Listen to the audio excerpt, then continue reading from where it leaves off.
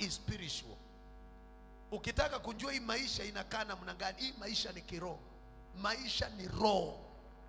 Hapa duniani tu ndio unaona hata wale walikufa kule wako, maisha bado inaendelea. Tajiri alikufa akaenda kuzimu. Lazaro maskini akakufa akapelekwa kifuani mwa Ibrahimu. Wote wamekufa lakini wanaombana maji pande ile nyingine. Turn to your neighbor, tell your neighbor, life is spiritual. Life is spiritual. Usione maisha tu ni kama hii mwili, kuvaa vizuri na kukula vizuri na kujienjoy. Kuna more than what umekunjia leo. Kuna zaidi ya kile unatafuta. Kuna vitu zako. Mimi niko na baraka zako ziko rohoni. Niko na pesa zako katika ulimwengu wa roho. Niko na magari yenu katika ulimwengu wa roho.